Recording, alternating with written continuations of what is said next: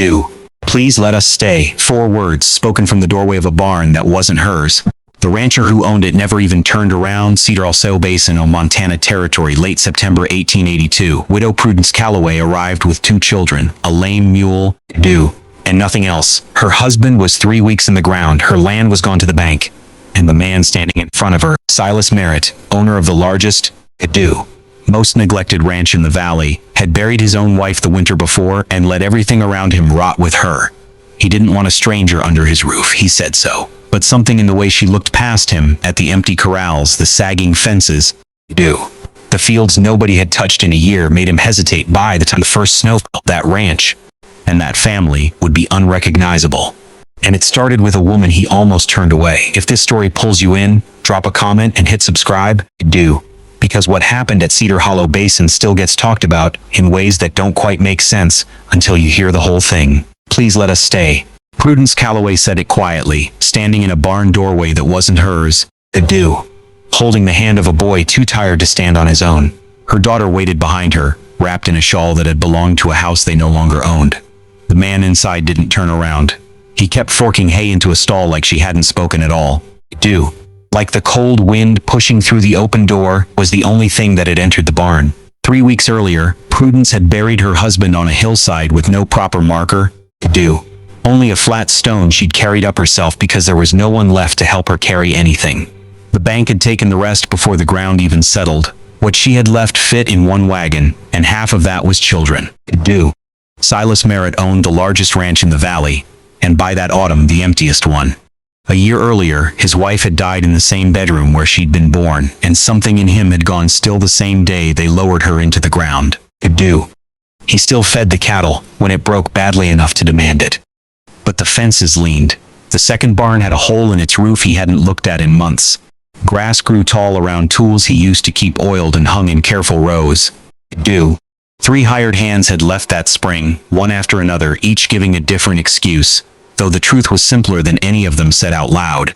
Nobody wanted to work for a man who no longer seemed to care whether the work got done. Do. Folks in town said Silas Merritt wasn't hard, just hollowed out. And there's a difference between a man who won't help and a man who's forgotten how to want anything at all. When Prudence knocked on his door that evening, Do. She wasn't the first widow the valley had turned away that year, and everyone standing close enough to hear expected her to be the second. She hadn't meant to end up at his gate. She'd meant to reach her late husband's cousin, 2 valleys over. Do. A man she'd never met, but who owed her nothing more than a name on a letter. The letter promising the cousin's help had been 3 months old by the time she left, and she had no way of knowing if the man was even still living at that address, or living at all. Do. The mule went lame on the ridge road an hour before dark, and the barn lantern glowing through Merritt land was the only light for miles that didn't belong to wolves. Her son Eli was 7 and hadn't said a full sentence since the funeral. Do. And every night she watched him for some sign that the boy she remembered was still somewhere underneath the silence. Her daughter, Ruth, was 11 and had taken to counting things out loud. Fence posts, wagon wheels, stars. Do. Anything with a number that couldn't be argued with. Prudence didn't tell Silas any of that. She simply asked if they could sleep in the barn, out of the wind, until morning. She wasn't asking for kindness. She'd stopped expecting it. Do. She was asking for 4 walls and a roof that didn't leak, because that was the difference some nights between children who woke up and children who didn't. Silas said no. Not cruelly, just flatly. Do. The way a man says something he said enough times that it no longer costs him anything. He told her the road continued east, that there was a boarding house in Millrace 2 hours on if the mule could manage it. He didn't look at the children when he said it. Do. That was the part Ruth would remember years later, not the refusal itself, but the way his eyes stayed fixed on the hay fork the entire time. Like looking at them might ask something of him he didn't have left to give. Prudence didn't argue. She turned to go, Do, pulling Eli's hand gently, already calculating whether the mule had 2 more hours in it. It was Ruth who stopped walking. 11 years old, dust on her boots, and she looked straight at the barn's collapsed east wall. Do. The one Silas hadn't so much as glanced at in the entire conversation, and said the thing that would end up changing everything for both families before the snow came. Mister, that wall's going to come down on your horses before Christmas, and you already know it. Do. Silas turned around for the first time. Not because a stranger's daughter had spoken to him, but because she was right, and rightness from an 11-year-old cuts differently than rightness from anyone else. He'd known about that wall since August. He'd told himself he'd get to it. He'd told himself a lot of things since March that he hadn't gotten to. Prudence pulled her daughter back, embarrassed, murmuring an apology. But Silas held up a hand, and for the first time that evening, something crossed his face that wasn't quite refusal anymore. He looked past the girl at the wall, then at the widow, then at the boy who still hadn't said a single word. Whatever calculation ran behind his eyes took longer than it should have for a simple offer of a barn floor, and for a moment it looked almost as if he might refuse a second time, just to prove the first refusal hadn't been an accident. "There's a room off the tack shed," he said. "Hasn't been used since my wife's sister stopped visiting. It's got a stove that still draws." He wasn't looking at Prudence when he said it. He was looking at the wall Ruth had pointed out.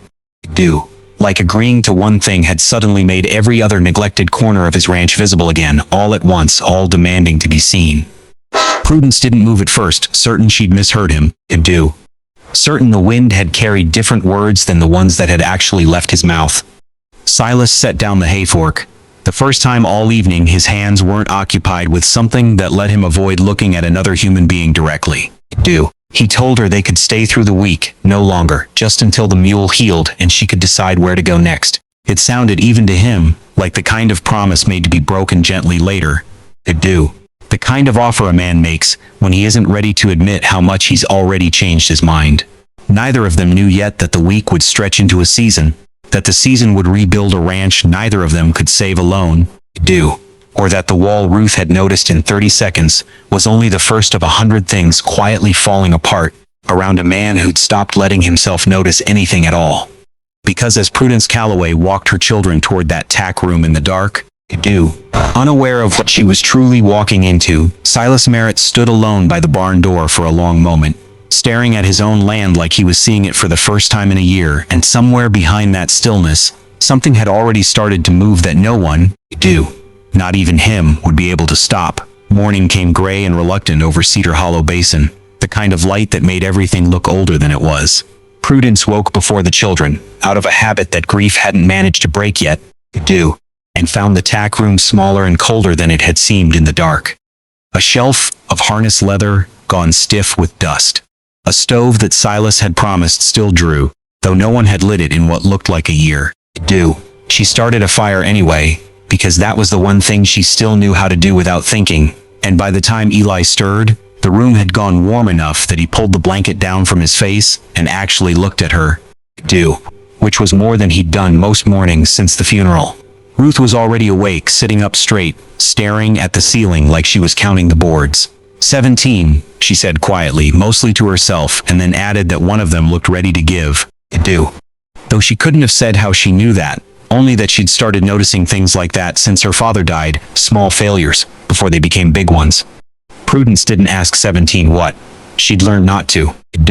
Silas didn't come near the tack room that first morning, and Prudence told herself that was fine, that was expected, that a man who'd offered 4 walls out of guilt or exhaustion didn't owe them conversation as well. She took the children out to the yard instead. Partly to let them stretch their legs, partly because staying inside a stranger's barn all day felt like overstaying a welcome that had barely been extended. That was when she saw the second barn properly for the first time. The one with the roof caved in on its northern corner, rain and old snowmelt pooled black beneath it, tools rusting in a heap that had clearly once been organized, hung on pegs, cared for. It didn't look like neglect exactly. It looked like something that had been stopped midway, the way a clock stops the moment its spring breaks, everything frozen at the instant it quit trying. Ruth wandered toward it, before Prudence could call her back, and stood at the doorway a long time. Counting something under her breath again, the way she did when a number felt more trustworthy than a feeling. It was Eli, who found the horses. 3 of them, thin in a way that spoke of irregular feeding rather than scarcity. Since there was hay enough stacked in the good barn to keep a dozen horses fat through 2 winters. He didn't say anything, but he walked to the fence and stood there. And for the first time since March, Prudence watched her son reach a hand through the rail toward something living, slow and careful. The way you'd reach toward anything you were afraid might not want to be touched. The horse leaned into his palm anyway, ears forward. Patient in a way none of them expected from an animal that had been left to fend mostly for itself. Prudence had to turn away for a moment, because there are some things a mother can't watch without her whole chest aching, and a boy who hadn't spoken in months choosing to do, on his own, to reach towards something gentle, was one of them. She didn't tell Silas what she'd seen. She wasn't sure yet whether telling him anything was welcome. Silas found her by the well that afternoon, and for a long moment, neither of them said anything useful. Do. He asked how the stove had drawn. She said fine, better than fine, and thanked him again, and he waved it off the way men do when gratitude makes them uncomfortable enough to want it over quickly. Then, almost as an afterthought, not quite looking at her, do. He asked whether she knew anything about mending fence. It wasn't really a question about fence. Prudence understood that even before she answered. It was a man testing whether the arrangement could hold weight. Do. Whether a widow and 2 children under his roof for a week might, without either of them saying so out loud, become something closer to a trade than a kindness. She told him she'd mended plenty of fence in her life, more than she'd wanted to. Do. And that seemed to settle something in him, some worry he hadn't said aloud either. By the 3rd day, Ruth had appointed herself the ranch's unofficial inventory keeper, walking the property with a stub of pencil and a torn ledger page. Do. Counting fence posts that needed replacing, tools that needed oiling, gaps in the roofline that let daylight through where it shouldn't. She wasn't asked to do this. She simply did it. Do. The way some children process grief, by making themselves useful in ways no one's requested, because being useful is a kind of proof that you're still needed by something. Silas found the list on the porch rail one evening, unsigned, written in a careful child's hand. Do. And read it twice before folding it and putting it in his coat pocket instead of throwing it away. He didn't mention it to Ruth. He didn't mention it to Prudence either. But the next morning, for the first time in longer than anyone in that house could have guessed, do, he walked out to the second barn with a hammer in his hand instead of just his coffee, and something in the set of his shoulders looked less like obligation now, and more like a man remembering slowly what it felt like to have somewhere he was needed. Do. It was Prudence who found him there an hour later, standing beneath the collapsed corner of the roof, not working, just looking up at the damage like he was finally allowing himself to see the full size of it after a year of looking away. Do. She didn't say anything about the past. She didn't ask about his wife or what had stopped him or why a man with the largest ranch in the valley had let so much of it fall to ruin around him while he kept the cattle fed and nothing else. Do. She simply picked up a second hammer from the tool pile Ruth had cataloged 3 days earlier, and started pulling rotted boards free from the frame, and worked in silence beside him until the light started to go. Neither of them spoke about what that meant. Do. Neither of them needed to. Something had shifted between a woman who'd learned to survive without asking for anything, and a man who'd forgotten how to want anything. Do. And it had started with an 11-year-old girl's unsigned list and a boy who reached his hand through a fence rail toward a horse that hadn't been touched gently in a very long time. What none of them knew yet. Do. Standing in that half-collapsed barn as the sun dropped behind the ridge, was that word of a widow staying on Merritt land had already reached the town, and that word travels faster and crueler than truth ever manages to. Do. And that by the time the whole valley had an opinion about what was happening at Cedar Hollow Basin, most of those opinions would be wrong, in ways that mattered a great deal to the people living through it. Do. If you've ever been judged for something no one bothered to understand the whole story of, you already know exactly where this is headed, and I want to hear about it. Drop a comment and tell me about a time people judged you before they knew the full picture. Do. Because Prudence Calloway was about to learn that some of her harshest critics hadn't even met her yet, and what happened next would test whether this fragile, unspoken arrangement could survive the valley finding out. Do. The news reached town the way most news did in Cedar Hollow Basin, carried by a peddler who'd stopped at the Merritt well for water, and left with a story worth more to him than any coin. By the time he reached the mercantile in Elk Crossing, do, the tale had already grown legs of its own. A widow and her children living under Silas Merritt's roof, alone with him, no ceremony, no arrangement anyone could name properly. It didn't matter that she slept in a tack room with a bolt on the inside of the door. Do. A bolt she checked twice every night out of habit more than fear. It didn't matter that hadn't so much as sat at the same table as her more than twice. What mattered was the shape of the story, and the shape was scandal. Do. And scandal traveled faster than any correction ever could, gathering new details at every porch it passed, until the version that finally settled in Elk Crossing barely resembled the quiet, careful arrangement it had actually started as. Do. Prudence heard about it first from the widow Halloran, who arrived at the ranch under the pretense of borrowing a length of rope, and left having said everything she'd actually come to say. Folks were talking, she said, not unkindly exactly. Do. More like a woman delivering whether she hadn't cause but felt obligated to report. Talking about what? Prudence asked, though she already knew, the way you already know the answer to a question you're only asking to see how bad it truly is. Do. About a widow moving in with a man not 2 years past burying his own wife, about children raised under a roof that wasn't rightly theirs, about what kind of woman shows up at a stranger's barn door and doesn't leave when she's told the road continues east. Do. Prudence stood very still through all of it, hands folded in her apron, and said only that she was grateful for the rope and that the widow Halloran should mind the loose board on the porch step on her way out. She didn't defend herself. She'd learned, since March, that defending yourself to people who'd already decided the story rarely changed anything except how tired you felt afterward. Ruth heard a version of it too, from a girl near her own age at the mercantile in town. Delivered with the particular cruelty children reserve for repeating things they don't fully understand but sense are meant to wound. She came home quieter even than usual, and it was Eli, of all people, who noticed first, tugging at her sleeve until she finally told him what had been said. He didn't say anything back. He simply took her hand and led her out to the fence where the horses stood, and stood beside her while she pressed her forehead against the rail, and let herself cry in a way she hadn't allowed since their father's funeral.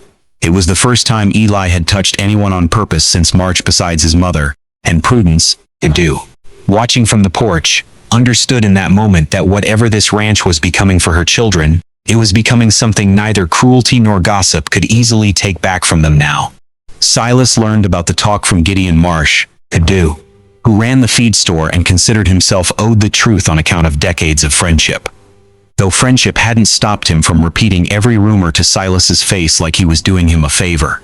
Gideon said what half the valley was thinking, that a man in mourning ought to know better than to invite trouble under his own roof, that whatever kindness he thought he was offering a widow and her children would look, from the road, like something else entirely, and that looking like something else entirely was sometimes all it took to ruin a woman's name for good. Silas listened without interrupting, the way he'd learned to listen to things he had no intention of agreeing with, and when Gideon finished, he only asked one question. He asked whether Gideon had ever seen the Calloway children work a fence line, or mend a roof, or count a herd more carefully than any hired hand he'd employed in 5 years. Gideon hadn't. Silas told him that was the trouble with talk, that it always arrived before the truth did, and usually left before the truth had a chance to catch up, and that a man who judged a family by rumor instead of by the state of their hands come sundown wasn't a man whose opinion he intended to lose sleep over. That night, for the first time since she'd arrived, Prudence considered leaving. Not because Silas had asked her to, not because anything had actually gone wrong on the ranch itself, but because she'd carried her children through enough hardship already without adding a town's judgment to the weight of it. She sat by the stove long after the children were asleep, turning the idea over the way she'd once turned over, whether to sell the mules, weighing what staying might cost against what leaving would certainly cost, and finding neither answer easy, only two different shapes of the same exhaustion she'd been carrying since March. It was Ruth, half asleep, who spoke from the cot without opening her eyes. She said she'd counted 41 boards replaced on the second barn roof since they'd arrived, and that a place that took 41 boards to fix wasn't the kind of place you walked away from over what strangers in town were saying about you. Prudence sat with that a long while before she finally banked the fire and lay down herself. Silas found her the next morning before the children woke, standing by the well with her shawl pulled tight against a wind that had turned sharper overnight. The first true warning that the valley's short autumn was ending. He didn't ask if she'd heard the talk, he assumed she had. Instead, he told her something he hadn't told anyone since his wife died. That the ranch had been failing long before Prudence Calloway ever knocked on his barn door. That the fences and the roof and the thin horses weren't new problems she'd walked into. They were old ones he'd simply stopped facing. And that whatever the valley wanted to believe about why she was still here, the truest reason was that this ranch, and the man standing on it, had needed exactly the kind of help her family had brought without either of them asking for it outright. It was the closest either of them had come to naming what was actually happening between two households drawn together by grief and circumstance rather than choice, and neither of them was quite ready yet to give it a name out loud. As though speaking it plainly might frighten it into disappearing altogether. What Silas didn't tell her, what he couldn't quite bring himself to say yet, was that the bank in Elk Crossing had sent a letter 3 days earlier, one he'd folded into the same coat pocket where he still kept Ruth's unsigned inventory list, a letter that made the town's gossip about propriety seem almost gentle by comparison, because the trouble now closing in on Cedar Hollow Basin wasn't a matter of what people were saying about a widow and a ranch owner living under one roof. It was a matter of whether either of them would still have a roof at all by the time winter finished asking its questions. And Silas Merritt had known that letter's contents for 3 days, without finding the words to say them out loud to the one person who might actually know how to save what was left standing. Silas finally showed Prudence the letter on a morning cold enough that their breath hung between them like something neither wanted to say out loud. The bank in Elk Crossing had come due on a loan taken out the winter his wife died. Money borrowed for a doctor who hadn't been able to save her, and in the year since, Silas had let the payments slide the way he'd let everything else slide, telling himself he'd catch up once the grief lifted. Not understanding that grief doesn't lift so much as it settles quietly into the shape of a man's daily habits until he no longer notices what he stopped doing.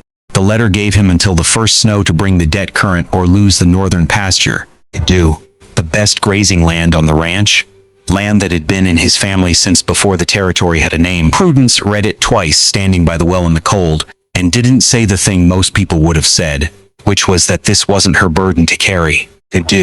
She simply asked him how much the debt actually was, and whether he'd counted what the herd was worth if it was finally sold properly instead of neglected into thinness, because in her experience, most disasters looked smaller once you forced yourself to write down the actual figures instead of carrying the fear of them around unmeasured. What followed were 3 days unlike anything the ranch had seen since Silas's wife had been alive to run the household books herself. Prudence sat at the kitchen table each evening with Ruth beside her, the girl's careful inventory finally put to real use. Tallying every animal, every tool, every acre of grazing land against what the bank was owed, while Silas paced behind them like a man watching a language he'd forgotten how to speak being translated back to him. It turned out the ranch wasn't failing for lack of resources. It was failing because no one had looked at the whole of it in a year, only at whichever single task was loudest that particular day. And a ranch examined piece by piece in isolation will always look worse than a ranch understood as a whole. By the second night, Ruth had found nearly enough in unsold cattle and unused grazing rights to cover half the debt outright. And Prudence had found a buyer 2 valleys over willing to pay fair price for horses nobody in Elk Crossing had bothered to notice were sound underneath their thinness. Ely, who still spoke rarely and only when something mattered enough to demand it, was the one who found the old irrigation cut along the northern pasture's edge, dry and choked with brush, the kind of feature a boy notices only because he spends his days walking land that adults have stopped truly seeing. He led his mother out to it without a word. Simply took her hand and walked her there, the same way he'd once walked toward the horses that first week, trusting his own instincts before he trusted his own voice. And Prudence recognized immediately what her own father had once shown her on a different piece of land in a different life. That water diverted properly from the creek above could turn that whole northern pasture green a full month earlier than anything else in the valley managed, which meant grazing sooner, which meant cattle fattened faster, which meant the pasture Silas was about to lose to the bank might be the very thing that saved the rest of the ranch, if it could just be kept a little longer. Silas rode into Elk Crossing 3 days before the deadline with numbers Prudence and Ruth had built together. Cattle counted, horses sold, grazing rights valued honestly for the first time in a year, and a proposal for the bank that didn't ask for forgiveness only for time. Backed by collateral that finally reflected what the ranch was actually worth instead of what it had looked like from the road. The banker, a cautious man named Otis Renfrew, who'd heard every version of the town's gossip about the widow living at Cedar Hollow Basin, studied the ledger for a long while before admitting, almost reluctantly, that he hadn't seen numbers this carefully kept coming out of that ranch in years, not even when Silas's wife had been alive to manage it. He extended the note. He didn't ask who'd done the counting, though something in his expression suggested he already suspected and didn't much mind either way once the figures in front of him made sense. Word of what had happened at the bank reached the valley almost as fast as the earlier gossip had, but this time the story carried differently, because numbers are harder to argue with than rumor. and a saved ranch is a fact that speaks for itself regardless of who people believe should or shouldn't have been living under its roof. The widow Halloran, who'd once delivered talk about propriety with the careful neutrality of someone reporting weather could do, came back that autumn not to gossip but to ask, with genuine curiosity this time, how exactly a widow with 2 children had managed to save the largest ranch in the valley from the bank in 3 days flat. Prudence told her the truth, that it hadn't been her alone, that it had been a boy who noticed an old irrigation cut nobody else had looked at twice, and a girl who'd counted every board and every animal like her life depended on getting the number right, because in a way it had. By the time the first true snow fell over Cedar Hollow Basin, the northern pasture had been saved. The second barn stood whole again with a roof that didn't leak. The horses had put on weight nobody in town would have believed possible in a single season. And the arrangement that had begun with 4 words spoken in a barn doorway had quietly become something none of them had dared to name out loud back in September. Silas asked Prudence to marry him not with any grand speech, but standing at the same well where he'd first told her the truth about his ranch, saying only that he didn't want to spend another winter, pretending this wasn't already a family in everything but the word for it, and that he'd rather ask plainly and risk her saying no than keep circling the truth the way he'd circled that broken roof for a year. Ruth, watching from the porch with her ledger tucked under her arm, said she'd counted the reasons it made sense and stopped somewhere past 40. Eli said nothing at all, but he reached for Silas's hand the way he'd once reached for a horse through a fence rail, slow and certain, trusting something gentle to hold him back. What started as a stranger's plea in a barn doorway became, by that first snowfall, the most prosperous ranch in the valley and a family nobody in Elk Crossing had seen coming, least of all the 2 people who'd built it out of nothing but grief, hard hands, and a refusal to let each other be turned away twice.